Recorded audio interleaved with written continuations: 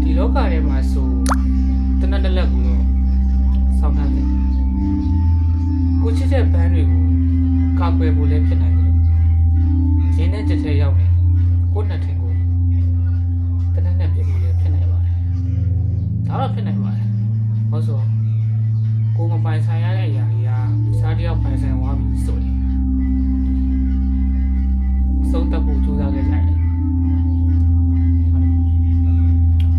ဘဝမှာလေနောက်ကျသွားပြီဆိုတာကတကယ်ရှိပါတယ်ပြောရမယ့်အချိန်မှာပြောတဲ့စကားကိုပြောပြအောင်ပြောပါ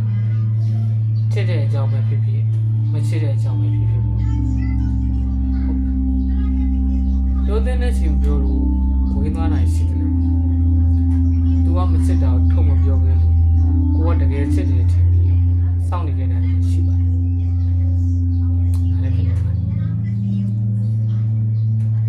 တယောက်ယောက်ကိုမေးပြဖို့အတွက်ဖြက်လန်းဆိုတာမရှိပါဘူးသူ့လိုမေးသွားတဲ့တနည်းနည်းဆိုတာရှိလာမှာလိမ့်မယ်တဲ့အဲ့ဒီမတိုင်ခင်တော့ကျွန်တော်တို့တတိယနေမှာပါလူတယောက်ကိုမေးပြဖို့အတွက်ဖြက်လန်းနေဆိုတဲ့ကမရှိပါဘူးမေးနိုင်အောင်ကြိုးစားလိမ့်မေးပြဖို့ခဲရင်းနေတော့မေးဝိုင်းတော့ဟောသူကသူ့တတိယနေပေးပါလားဆိုတဲ့စိတ်ပြန်ပြီးတတိယနေမဖြစ်နိုင်တဲ့လူတွေကချစ်ဖို့ကြိုးစားနေကြတဲ့ဆိုင်ဖြစ်နိုင်တဲ့လူတွေကချစ်သွားကြတယ်ပိုကောင်းပါတယ်ဟုတ်ပါဒီဘဝလေးပဲပြောပါလိမ့်မယ်စတော်နေပါတယ်ကဘာကြီးကပြောစရာမကောင်းလာတဲ့အခါစိတ်လက်က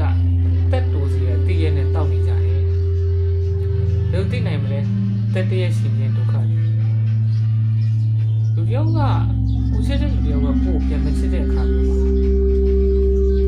ဒီနေ့ကိုဘလို့စိတ်ဆက်တာဘလို့ဆုံးဖြတ်တာ